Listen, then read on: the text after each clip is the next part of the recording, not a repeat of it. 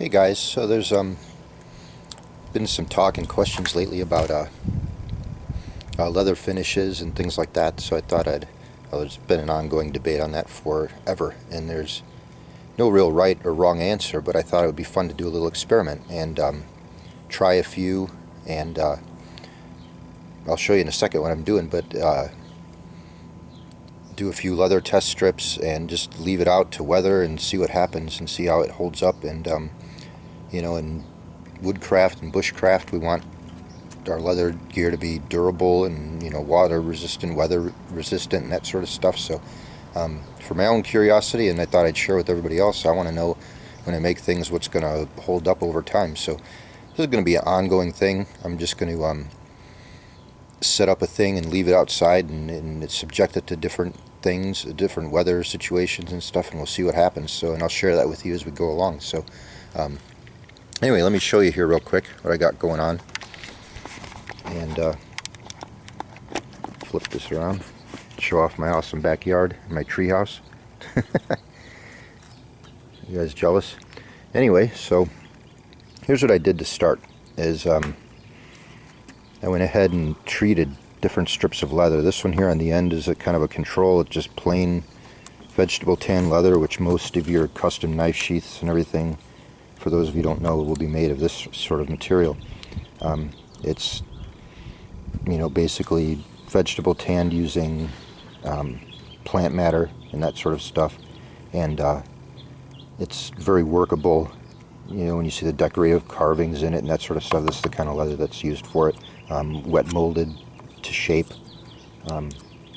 Your molded pouches and stuff are made of that.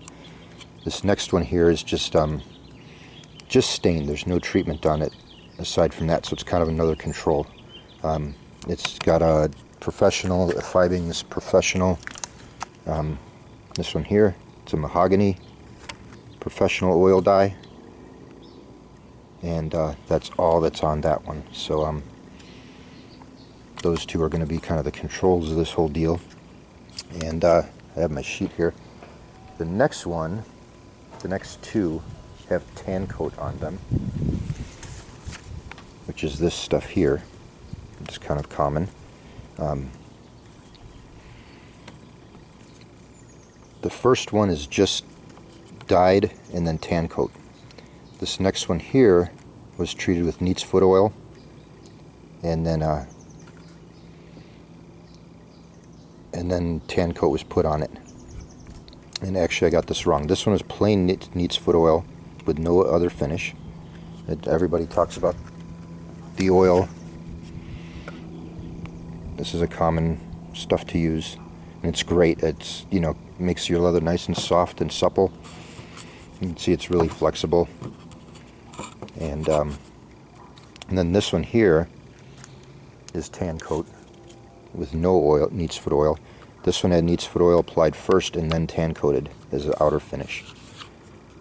So in this, you could see this is stiffer than just the plain neat's foot one, and both of them are stiffer. So that it's interesting to note too, from the plain dye, how these different finishes darken your finish. So when you're making things, realize that your finishes are going to darken your final product a little bit. So moving down, the next two, one again has neat's foot oil, then the final finish, and this one's just the final finish. This is what's called Resolene, and this is an acrylic finish, also from Fibings. And so the acrylic properties, I've heard people say that over time it can crack, like a paint might, and that sort of thing. I don't know. It's stiffened the leather somewhat. Definitely stiffer than just the plain oiled one, and a lot stiffer than the untreated ones. But it soaks in some, but it's kind of a outside protecting finish. And then after the Resolene, I used two different kinds of common wax treatments. These two have Snow Seal just the snow seal, and then the neat's foot oil, then snow seal, and then beeswax, and neat's foot oil and beeswax. The snow seal ones are pretty pliable still, pretty flexible, not too stiff, which I like. Let me show you that one. This is the snow seal here. It's used a lot for shoes and, you know, leather boots and that sort of thing. I did use them on my leather moccasins, and I'm going to do a video on those soon, a review on where I got them and what I did to them and how they're holding up. So watch for that. But I used these on my leather moccasins and this stuff, and they're still waterproof 3 seasons later. So it seems to be pretty good stuff. I've heard people say that the snow seal, it does have beeswax in it, but with the other chemicals added in, it doesn't last as long. So we'll see how that goes. Pure beeswax is definitely a stiffer finish than the snow seal. This stuff is way flexible in comparison. Again, just plain beeswax and neat's foot oil and beeswax. So with these 4, what I did was used a hairdryer to heat the leather, and then with the snow seal, rubbed some on, and then used a hairdryer again and melted it in so it would soak in and absorb into the leather. So that's, both of these got that treatment. These 2 are heated. The leather itself was heated with a hairdryer. The beeswax melted and soaked on, and then hair dried again so it would soak into the leather real nicely. So those are the finishes I had available to test. There's a whole bunch more out there, as well as a whole bunch of home-brewed concoctions and that sort of stuff that people might like. So this isn't a definitive thing at all. This isn't saying anything is right or wrong. It's a lot of it's preference, and it's not inclusive of everything. But I thought it would be fun to do. If you have anything you really like, feel free to try it, or message me and send me some, and I'll add it to the test. You know, what the heck. So I thought it'd be interesting to take some water here and look at the properties today. These were all finished yesterday, so they've had a day to sit and dry, and everything's settled. So let's kind of see how this stuff reacts to some water. So the regular leather, obviously, you can see that's darkening, soaking in right away. So, as to be expected. And we'll probably get the same result with just the dyed.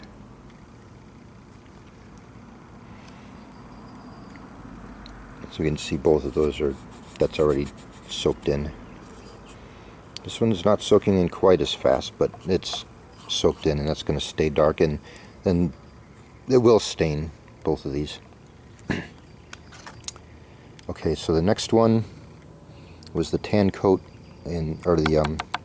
just the neat's foot oil.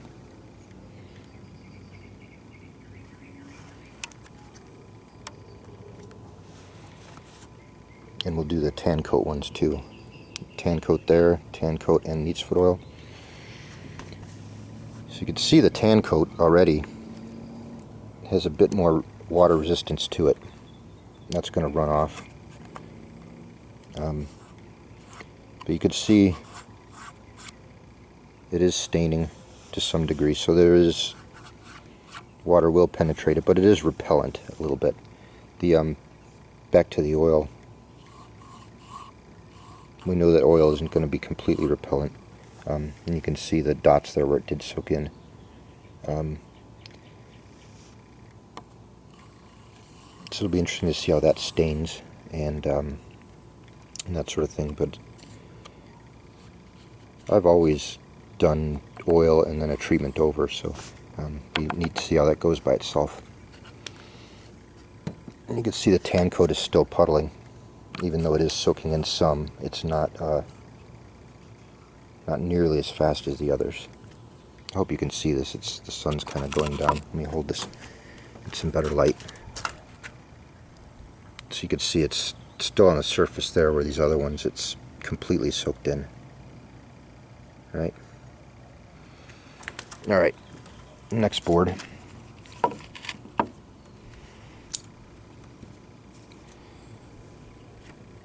Alright, Resin. That's the acrylic Resin finish. So this stuff should be pretty watertight. Let's see how it goes.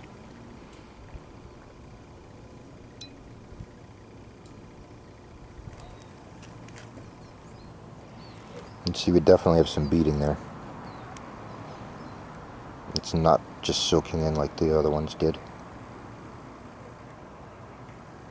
So let's leave that for a few minutes, and we'll do the both of the snow sealed ones.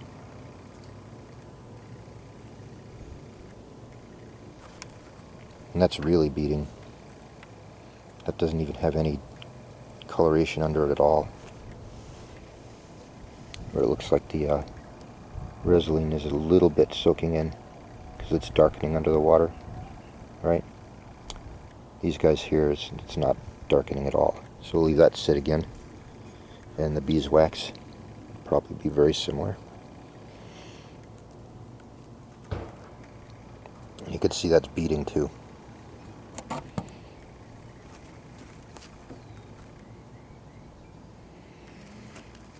Alright, I'm just going to pick this one up and let the water run. And we'll see what happens.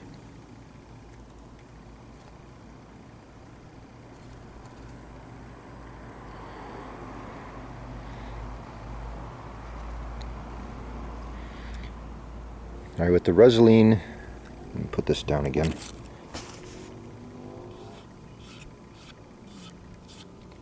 We definitely got some staining there. You can see that. So it did soak in some, but most of it was beading. So you do have some weather protection, water protection, that kind of thing. The snow seal. It's interesting, the plain snow seal I can see a little bit of staining underneath, but with the oil, this one here. So this one's without, and there's just, I don't know if you can see that. There's just a hint of staining underneath. With the neat's foot underneath, though, I don't see any staining. So that's interesting. And then the beeswax, plain beeswax here. And beeswax and oil mix. I don't see any staining on either of those, except a little right here where I think it slipped in through the edge and soaked in sideways. So we can kind of discount that.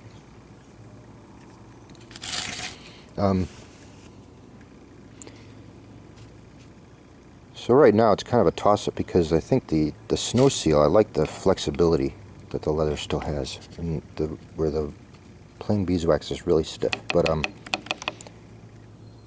you know, that would probably with use work itself out. So anyway, so what I'm going to do is just go ahead and leave this stuff out here, and we're talking weeks, months, so I'll just leave it out here all summer, and we'll do periodic updates, probably just photos for the most part, but maybe do a halfway through video and an at the end video, and we'll see what happens. So where I'm at, where everything is getting dry this time of year, you know, it's the foothills in Northern California. It's chaparral biome. It gets dry this time of year. The rainy season ends. It gets hot, so we're going to have, you know, 90s, temperatures in the hundreds. So what I'll probably have to do is simulate rain every once in a while and get water on it, and that sort of thing, just periodically, and see what happens. The sun and the heat are going to be tough on it, so I think it'd be a fun experiment. So anyway, that's it for now. I'll put up photos once in a while. I'm going to do the thread on Bushcraft USA forums for you guys, of course. That's where mainly this will be. I'll probably do it on my blog also, agilewoodsman.com, and I'll put the links below. And so follow along. We'll just see what happens. You know, why not, right? Everybody's always got questions about this stuff, so if you have anything to add, put it in the comments or go to the forums and contribute to the discussion, you know, and share. So anyway, thanks guys, and we'll talk to you soon, and Also, wait for the video. In the next few days I'll do the video on the moccasins because they're really cool. I love moccasins in the woods. And you know, where I live here in the foothills of the mountains, it's rocky, decomposed granite, volcanic remains everywhere. So anything, moccasins would be harsh on the feet. You know, you'd think you need tough soles, but they've been working well, and I'll show you all about that soon. So, all right, take it easy, guys. We'll see ya.